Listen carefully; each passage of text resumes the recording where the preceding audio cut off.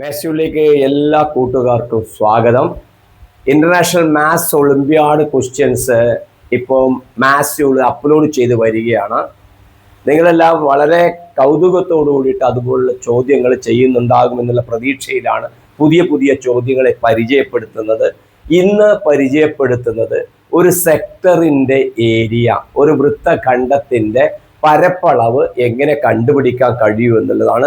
നിങ്ങൾ അതിൻ്റെതായിട്ടുള്ള ഫോർമുലാസ് ഒക്കെ പഠിച്ചിട്ടുണ്ടാവും. പക്ഷേ ഈ ചോദ്യത്തിൽ തന്ന ഡാറ്റകൾ വെച്ച്, വിവരങ്ങൾ വെച്ച് എങ്ങനെ കണ്ടെത്താനാകും എന്നാണ് നിങ്ങൾ ആലോചിച്ച് കണ്ടെത്തേണ്ടത്. ഇവിടെ നമുക്ക് തന്നിട്ടുണ്ട്, ഒരു സെക്ടർ നമുക്ക് തന്നിട്ടുണ്ട്. ആ സെക്ടറിന്റെ ആംഗിൾ ഇവിടെ തന്നിട്ടുള്ളത് 90 ഡിഗ്രിയാണ്. ഇവിടെ 90 ഡിഗ്രി ഇവിടെ തന്നിട്ടുണ്ട് ആംഗിള്. ഇവിടുന്ന് ഇവിടത്തേക്കുള്ള ഹൈറ്റ് 3 എന്ന് തന്നിട്ടുണ്ട്. ഇതിന്റെ ഒരു ടാൻജന്റ് ലൈനാണ്, ഒരു തൊടുന്ന എന്താ പറയുക തൊടുവരയാണ് ഇത്. ഇവിടുന്ന് ഇവിടത്തേക്കുള്ള ഹൈറ്റ് 6 ആണ്. ഇവിടുന്ന് 3 ആണ്, ഇവിടുന്ന് 6 ആണ്. എങ്കിൽ ഈ റെഡ് ആയിട്ട് ഷെയ്ഡ് ചെയ്തിരിക്കുന്ന ഭാഗത്തിന്റെ ഏരിയ എത്ര എന്നുള്ളതാണ് നമ്മൾ ഫൈൻഡ് ഔട്ട് ചെയ്യേണ്ടത്. ഓക്കെ, കാര്യങ്ങൾ മനസ്സിലായി എന്ന് മനസ്സിലായി. ക്വസ്റ്റ്യൻ നിങ്ങൾക്ക് അവിടെ വ്യക്തമായിട്ട് കാണാൻ പറ്റുന്നുണ്ട്. ഓക്കെ, നിങ്ങൾ ട്രൈ ചെയ്യുക. ഓക്കെ പ്രിയപ്പെട്ട കുട്ടികളെ, അപ്പൊ നിങ്ങൾ ട്രൈ ചെയ്യുന്ന സമയത്ത് നിങ്ങളുടെ മനസ്സിലേക്ക് വന്നിട്ടുണ്ടാവുക, ഇത് 90 ഡിഗ്രി ആയതുകൊണ്ട് ഒരു സർക്കിളിന്റെ 4/1 ഭാഗമാണത്. കറക്റ്റ് അല്ലേ? ഇത് 90 ഡിഗ്രി ആയതുകൊണ്ട് ഒരു സർക്കിളിന്റെ 4/1 ഭാഗമാണ് ഇത്. അപ്പൊ സർക്കിളിന്റെ റേഡിയസ് നമ്മൾക്ക് കിട്ടുകയാണ് എങ്കിൽ നമ്മൾക്ക് πr² ആണ് സർക്കിളിന്റെ ഏരിയ നമുക്കറിയാം. അതിന്റെ ക്വാർട്ടറും നമ്മൾക്ക് അപ്പൊ കണ്ടുപിടിക്കാൻ പറ്റും.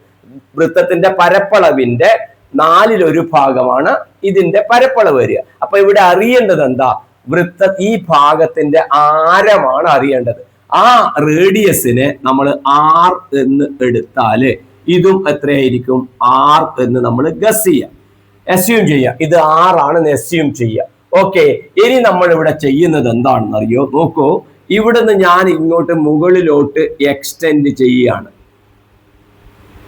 എക്സ്റ്റെൻഡ് ചെയ്തിട്ട് ഇതിന് നമ്മൾ ഇങ്ങനെ വരച്ചാല് നോക്കൂ, ഇങ്ങനെ വരക്കുമ്പോൾ നോക്കൂ, ഇങ്ങനെ വരച്ച് കഴിയുമ്പോൾ നമ്മൾക്ക് അറിയുന്ന ചില കാര്യങ്ങൾ, ഈ ട്രയാങ്കിളിനെ പറ്റിയിട്ട് വരുന്ന കാര്യങ്ങൾ എന്തൊക്കെയാണ്? ഈ ട്രയാങ്കിള്, ഇത് ഞാൻ പറഞ്ഞില്ലേ, ഇത് ടാൻജന്റ് ലൈനാണ്. ഇവിടെ ആയതുകൊണ്ട് ഇത് 90 ഡിഗ്രിയാണ് ഇത്. അപ്പൊ ഇത് 90 ഡിഗ്രിയാണ്. അപ്പൊ ഇത് 90 ഡിഗ്രിയാണ് ഇത്. ഇതും 90 ഡിഗ്രിയാണ്. ആ രീതിയിൽ ഒരു സ്ക്വയർ ആക്കുന്നത് മാതിരിയാണ് നമ്മൾ എന്ത് ചെയ്തത്? ഇതിനെ എക്സ്റ്റെൻഡ് ചെയ്തിട്ടുള്ളത്. ഓക്കെ, ഇത് 90 ഡിഗ്രിയാണ്. ഇനി നോക്കൂ, ഇത് 90 ഡിഗ്രി ആണ് എന്ന് ക്വസ്റ്റ്യനിൽ തന്നിട്ടുണ്ട്. അങ്ങനെയാണെങ്കിൽ ഈ ആംഗിള് ഇതിപ്പോ ഒരു ആൽഫയാണ് എങ്കിൽ ഇപ്പുറത്തെ ആംഗിള് എത്രയുണ്ടാവും? 90 മൈനസ് ആൽഫ ആയിരിക്കും. അതായത് ഈ ആംഗിള് ഒരാംഗിള് ആൽഫയാണ് എങ്കിൽ ഈ ആംഗിൾ ആൽഫയാണ്. അതെങ്ങനെയാ മനസ്സിലാവുക? ഞാൻ അതിന്റെ ഒരു വലുതായിട്ട് വരക്കാം. ഇങ്ങനെയുള്ള ഒരു ഡോട്ടഡ് ലൈൻ വരച്ചു. ഇവിടെ നമ്മൾ ഇങ്ങനെ വരച്ചിട്ട് ഇവിടെ ഇങ്ങോട്ട് 90 ഡിഗ്രി വരച്ചു. ആ 90 ഡിഗ്രി വരയ്ക്കുമ്പോൾ ഇതാണ് നമ്മൾ ആൽഫയായിട്ട് എടുത്തത്. ഓക്കെ, ഇത് ആൽഫയായിട്ട് എടുത്താൽ ഇത് എത്ര എഴുതിയ? 90 മൈനസ് ആൽഫ. എന്തുകൊണ്ടാണ്? ഈ 3 എണ്ണം കൂടെ ആഡ് ചെയ്താൽ നമുക്ക് 180 ഡിഗ്രിയാണ് കിട്ടുക. ഓക്കെ, അതായത് ഇവിടുന്ന് ടോട്ടൽ എത്ര വരും? 180 ഡിഗ്രി വരും. ആ 180 ഡിഗ്രി ഇത് 90 ആണ്.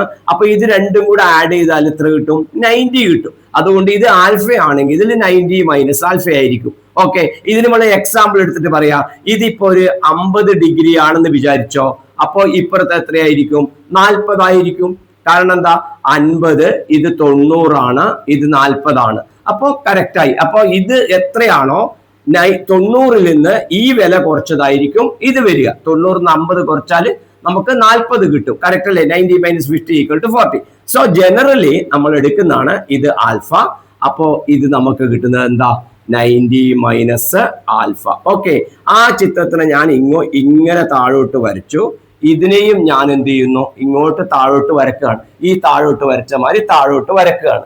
അങ്ങനെ വരക്കുന്ന സമയത്ത് നോക്കൂ, ഇനി ഈ ട്രയാങ്കിളുകളുടെ പ്രത്യേകത നോക്കൂ. ഇത് 90 ഡിഗ്രി ആയിട്ടാണ് നമ്മൾ വരച്ചത്. നമ്മൾ വരച്ചതാണ് 90 ഡിഗ്രി ആയിട്ട്. ഇത് നോക്കൂ ആൽഫയാണ്. അപ്പൊ ഈ ആംഗിൾ എത്ര വരും? 90 മൈനസ് ആൽഫ. എന്താ കാരണം? ഇത് ഒരു റൈറ്റ് ട്രയാങ്കിൾ ആണ്. നോക്കൂ, ഇങ്ങനെയുള്ള ഒരു റൈറ്റ് ട്രയാങ്കിളില് ഇത് 90 ഡിഗ്രി ആണ്. അപ്പോ ഇത് നമ്മൾ ആൽഫ ആയിട്ട് എടുത്തു. അപ്പൊ ഇത് എത്ര വരും? 90 മൈനസ് ആൽഫ. കറക്റ്റ്. അപ്പൊ ഇത് ആൽഫയാണ്. ഇത് ആൽഫ ആയതുകൊണ്ട് ഇത് 90 മൈനസ് ആൽഫ. ഇനി നോക്കൂ, ഇവിടെ 90 മൈനസ് ആൽഫ ഉണ്ട്, ഇത് 90 ആണ്. അപ്പൊ ഈ ആംഗിൾ എത്ര വരും? ആൽഫ വരും. നോക്കൂ, ഈ ആംഗിള് ആൽഫ. കറക്റ്റ് അല്ലേ? ഇത് ആൽഫ, ഇത് 90 മൈനസ് ആൽഫ, ഇത് 90 വരുന്ന ആംഗിള്. അപ്പോ ഈ രണ്ട് റൈറ്റ് ട്രയാങ്കിളില് ശ്രദ്ധിക്കുക, രണ്ട് റൈറ്റ് ട്രയാങ്കിൾ ആണ് ഇവിടെ ഉള്ളത്. ആ രണ്ട് റൈറ്റ് ട്രയാങ്കിൾസില്, രണ്ട് മട്ടത്രികോണത്തില് ഈ സൈഡും ഈക്വൽ ആണ്. എന്താ കാരണം? അത് ഈ സൈഡും ഇതുമാണ്, അത് റേഡിയസ് ആണ്. ഇത് റേഡിയസ് ആണ്. അതേപോലെ ഇതും എന്താണ്? ഇവിടുന്ന് ഇവിടത്തേക്കുള്ളത് റേഡിയസ് ആണ്. ഇതിനെ 90 മൈനസ് ആൽഫയെ ഞാൻ ഇങ്ങനെ എഴുതാം, 90 മൈനസ് ആൽഫ എന്ന് എഴുതാം. ഓക്കെ, ഇത് റേഡിയസ് ആണ്. അപ്പോ രണ്ട് റൈറ്റ് ട്രയാങ്കിളില് ഒരു സൈഡ്, രണ്ട് ട്രയാങ്കിളിലും വരുന്ന സൈഡുകൾ ഈക്വൽ ആണ്. കൂടാതെ അതിന്റെ രണ്ട് ആംഗിൾസും ഈക്വൽ ആണെങ്കിൽ ഈ രണ്ട് ട്രയാങ്കിളും കോൺഗ്രുവന്റ് ആണ്. അതായത് ഒരു സൈഡും രണ്ട് ആംഗിൾസ് ഈക്വൽ ആയിട്ട് മറ്റൊരു ട്രയാങ്കിളിൽ വരുന്നുണ്ടെങ്കിൽ, അതായത് ഒരു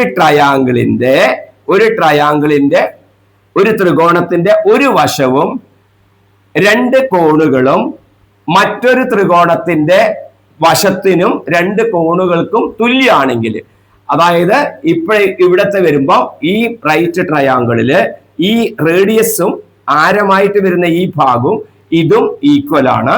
കൂടാതെ രണ്ട് ആംഗിൾ, ഇവിടെ ആൽഫയുണ്ട്, ഇവിടെ ആൽഫയുണ്ട്, ഇവിടെ 90 മൈനസ് ആൽഫയുണ്ട്, ഇവിടെ 90 മൈനസ് ആൽഫയുണ്ട്. അതുകൊണ്ട് ഈ രണ്ട് ട്രയാങ്കിളും ഈക്വൽ ആണ്.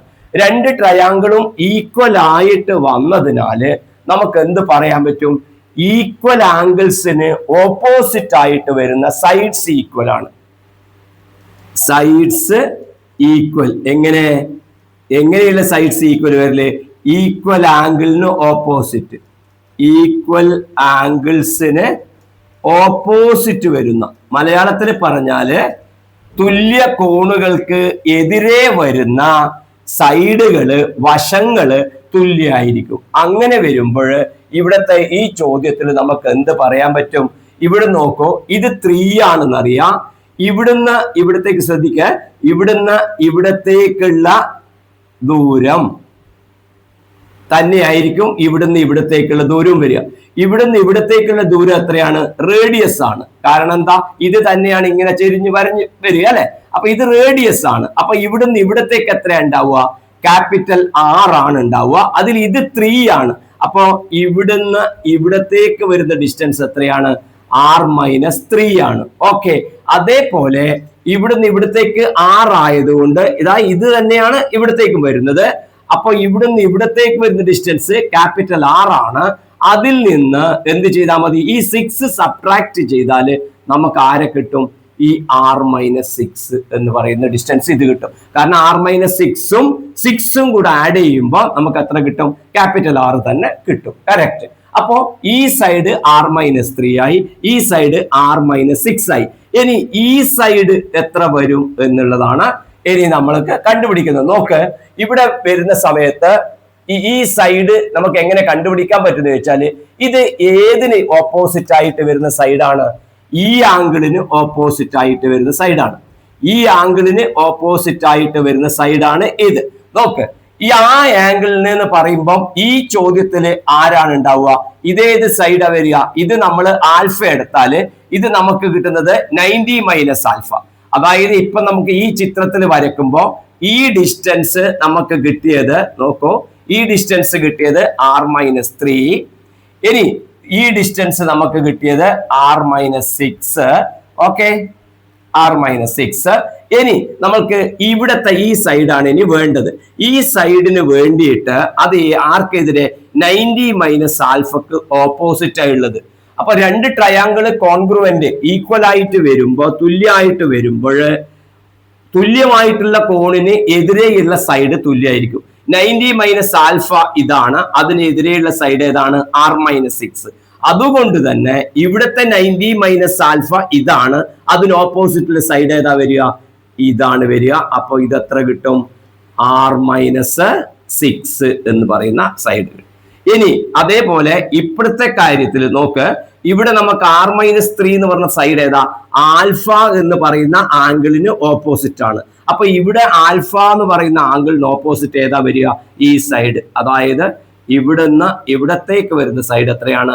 R-3 ആണ്. ഓക്കെ, അതായത് ഇത്രയേ ഉള്ളൂ അതിൽ പറയുന്ന കാര്യം. രണ്ട് ട്രയാങ്കിൾസ് ഈക്വൽ ആണെന്ന് വരുമ്പോൾ, രണ്ട് ട്രയാങ്കിൾസ് തുല്യം കോൺഗ്രുവന്റ് ആണെന്ന് വരുന്ന സമയത്ത് അവയ്ക്ക് ഈ ആംഗിളിനും ഈ ആംഗിളും ഈക്വൽ ആണെങ്കിൽ ഇതിന് ഓപ്പോസിറ്റ് വരുന്ന സൈഡ് തന്നെയാണ് ഇതിന് ഓപ്പോസിറ്റ് ആയിട്ട് വരിക. ഇതിന്റെ ആംഗിൾ 90 മൈനസ് ആൽഫ ആയതുകൊണ്ട് ഇത് വരുന്നത് R-6 ആണ്. ഇനിയോ ഇത് ആൽഫ എടുത്തപ്പോഴാണ് ഇത് 90 മൈനസ് ആൽഫ ആയത്. ഇത് 90 ആയിരുന്നു, അപ്പൊ ഇത് 90 മൈനസ് ആൽഫ ആയിരുന്നു. 90 മൈനസ് ആൽഫക്കെതിരെ R-6 ആയതുകൊണ്ട് ഈ 90 മൈനസ് ആൽഫക്കെതിരെ ഓപ്പോസിറ്റ് വരുന്നത് എത്രയാണ്? R-6. ഓക്കെ, അതേമാതിരി മറ്റേ സൈഡ് നമുക്ക് ഇവിടെ കിട്ടിയത് R-3 ആണ് കിട്ടിയത്, ഈ സൈഡ്. ഓക്കെ, അത് കിട്ടേണ്ട കാരണം മനസ്സിലായല്ലോ, ഇവിടെ 3 ആയതുകൊണ്ട്. R-3 ആയിരുന്നു, അത് ആൽഫക്ക് എതിരെ ഉള്ളതാണ്. അതുകൊണ്ട് ഇത് 90 മൈനസ് ആൽഫ ആണെങ്കിൽ ഈ ആംഗിള് ആൽഫ ആയിരിക്കും. അപ്പൊ ആൽഫക്ക് ഓപ്പോസിറ്റ് വരുന്നത് എത്രയായിരിക്കും? R-3. ഇതാണ് അവിടെയുള്ള കാര്യം. അപ്പോ ഇനി നോക്കൂ, ഇത് ക്യാപിറ്റൽ R ആണ്. നോക്കൂ, നമ്മൾ പ്രോബ്ലം അവസാനത്തിലേക്ക് വരികയാണ്. ഇപ്പൊ ഈ റൈറ്റ് ട്രയാങ്കിളില് ഇത് ബേസ്, ഇത് ആൾട്ടിറ്റ്യൂഡ്, ഇത് ഹൈപ്പോട്ടന്യൂസ് എടുത്താല് നമുക്ക് എന്ത് കിട്ടും? ഇത് ബേസ്, ഇത് മനസ്സിലായില്ലേ? ദാ ഇങ്ങനെയുള്ള ഒരു ട്രയാങ്കിളില് ഇത് ബേസ് എടുക്കുക, ഇത് ആൾട്ടിറ്റ്യൂഡ് എടുക്കുക, പെർപെൻഡിക്കുലർ സൈഡ്സ്, ഇത് ഹൈപ്പോട്ടന്യൂസ് എടുത്താല് നമ്മൾക്ക് കിട്ടുന്നത് എന്താണ്? Base square plus altitude square equal to hypotenuse square. എച്ചിന് ഹൈപ്പോട്ടന്യൂസ് വിചാരിക്കുക. ബേസ് ഇവിടെ എത്രയാണ്? R-6. അപ്പൊ R-6 the whole square plus R-3 the whole square equal to ഇതെത്രയാണ്? ക്യാപിറ്റൽ R സ്ക്വയർ എന്ന് പറയുന്നത് കിട്ടും. ഇത് പൈതഗോറസ് തിയറം പ്രകാരമാണ് ഇത് കേട്ടോ, യൂസിങ് പൈതഗോറസ് തിയറം. പൈതഗോറസിന്റെ സിദ്ധാന്ത പ്രകാരമാണ് എന്ത് വരുന്നത്? ഈ പറഞ്ഞ കാര്യങ്ങൾ വരുന്നത്. അപ്പൊ ഇത് ഇങ്ങനെ വിട്ടു. ഇത് A-B ഹോൾ സ്ക്വയറിന്റെ എക്സ്പാൻഷൻ വെച്ചിട്ട് എഴുതുമ്പോൾ നമുക്ക് കിട്ടും R² minus 2 into R into 6, അത് 12R പ്ലസ് R² 6² നമുക്ക് കിട്ടും 36 plus R² again minus 2 into R into 3 6R plus 3 square plus 3². ഈ ഫോർമുല ഞാൻ ഒന്ന് ഓർമ്മിപ്പിക്കാം. A-B the whole square equal to A² minus 2AB plus B² എന്നുള്ള ഫോർമുലയാണ് ഈ ഫോർമുലയാണ് നമ്മൾ ഇവിടെയും ഉപയോഗിക്കുന്നത്. ഓക്കെ, അപ്പോ ഈക്വൽ ടു നമുക്ക് എന്തെഴുതാം? R² equal to capital R². നോക്കൂ, ഇവിടെ R² ഉണ്ട്, ഇവിടെ R² ഉണ്ട്, ഈ റൈറ്റ് സൈഡിലും ഒരു R² ഉണ്ട്. അപ്പൊ നമുക്ക് ഇവിടെ R² നമുക്ക് എഴുതാം 2R² മൈനസ് ഇവിടെ 12R ഉണ്ട്, മൈനസ് 6R ഉണ്ട്, ടോട്ടൽ രണ്ടും കൂടെ വരുമ്പോൾ മൈനസ് 18R. ഇവിടെ 36 ഉണ്ട്, ഇവിടെ 3² എന്ന് പറഞ്ഞാൽ 9 എഴുതാം. ഇതിനെ 9 എഴുതി കഴിഞ്ഞാൽ 36 പ്ലസ് 9 നമുക്ക് എത്ര കിട്ടും? 45 ഈക്വൽ ടു R². അപ്പൊ ഈ R² ഇപ്പുറത്തേക്ക് വരുമ്പം എന്ത് കിട്ടും നമുക്ക്? 2R² minus R² minus 18R plus 45 equal to 0. 2R² R² പോയാൽ നമുക്ക് എത്ര കിട്ടും? R² കിട്ടും. അപ്പൊ നമ്മൾ ലാസ്റ്റിൽ എത്തിക്കഴിഞ്ഞു. നമുക്ക് കിട്ടുന്നത് ഇങ്ങനെയാണ്: R² മൈനസ് 18R. 2R² ഒരു R² പോയാൽ ഒരു R² മാത്രമായിരിക്കും. Minus 18 18 plus 45 plus 45 equal to 0. ഇതിനെ നമ്മൾക്ക് ഫാക്ടറൈസ് ചെയ്ത് കഴിഞ്ഞാൽ നമുക്ക് കിട്ടുന്നത്, ഫാക്ടറൈസ് ചെയ്താൽ നമുക്ക് കിട്ടും r minus 15 into r minus 3 equal to 0. r minus 15 into നോക്കൂ, r into r r square, r into minus 3 minus 3r, minus 15 into r minus 18r, പിന്നെ മൈനസ് 15 ഇൻറ്റു മൈനസ് 3 പ്ലസ് 45. ഈ ഫോർമുല അറിയാത്തവർക്ക് വേണ്ടി ഞാൻ ഇവിടെ എഴുതി വെക്കാം. അതായത് X square minus A plus B into X plus A B equal to നമുക്ക് എഴുതാൻ പറ്റും X minus A into X minus B. അതായത് എയും ബിയും ആഡ് ചെയ്താൽ കിട്ടുന്നത് എക്സിന്റെ മുമ്പിൽ വരണം, എയും ബിയും മൾട്ടിപ്ലൈ ചെയ്ത് കിട്ടുന്നത് ഇവിടെ വരണം. ഓക്കെ, അപ്പൊ 15ഉം 3ഉം കൂട്ടിയാൽ 18, 15 ഇൻറ്റു 3 45. ഇവിടെ മൈനസ് വന്നതുകൊണ്ടാണ് രണ്ട് സ്ഥലത്തും മൈനസ് വന്നത്. ഓക്കെ, അത് മനസ്സിലായിട്ടുണ്ടാവും.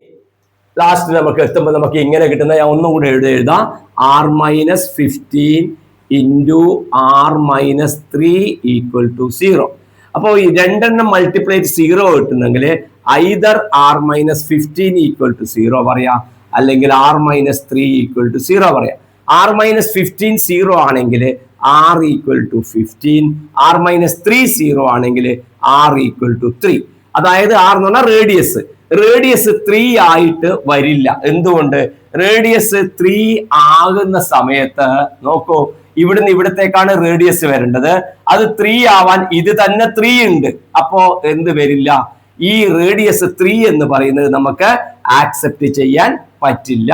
പിന്നെ നമുക്ക് ആക്സെപ്റ്റ് ചെയ്യാൻ പറ്റുന്നത് എത്രയാണ്? r ഈക്വൽ ടു 15 എന്ന് പറയുന്നതാണ് നമുക്ക് ആക്സെപ്റ്റ് ചെയ്യാൻ പറ്റുക. അപ്പൊ r ഈക്വൽ ടു നമുക്ക് കിട്ടും 15. കാരണം 15 ഇവിടത്തേക്ക് വരുമ്പോൾ ഇത് 3 ആണ്, ഈ 15 മൈനസ് 3 12 എന്ന് കിട്ടും. ഓക്കെ, r ഈക്വൽ ടു 3 എന്ന് കൊടുത്താൽ ഇത് r മൈനസ് 3 0 ആണ് കിട്ടുക, അത് ഇൻവാലിഡ് ആണ്, അല്ലെങ്കിൽ അത് കറക്റ്റ് അല്ല. അതുകൊണ്ടാണ് r 3 എടുക്കാൻ പറ്റാതെ വരുന്നത്. അപ്പൊ r ഈക്വൽ ടു 15 കിട്ടി. ഇനി എന്താണ് കണ്ടുപിടിക്കേണ്ടത്? ഇതിന്റെ ഏരിയ ആണ് കണ്ടുപിടിക്കേണ്ടത്. അപ്പൊ സർക്കിളിന്റെ ഏരിയ നമുക്കറിയാം, circle area, area of circle നമുക്കറിയാം pi r square, r radius. അപ്പോൾ നമുക്ക് എന്താ കിട്ടുക? പൈ ഇൻറ്റു 15 സ്ക്വയർ എന്ന് കിട്ടും. അതായത് പൈ ഇൻറ്റു 15 സ്ക്വയർ 225. അതായത് ഒന്നുകൂടെ സിംപ്ലിഫൈ ചെയ്താൽ 225 പൈ എന്ന് കിട്ടും. സർക്കിളിന്റെ ഏരിയ, ഇത് സർക്കിളിന്റെ ഏരിയ ആണ്.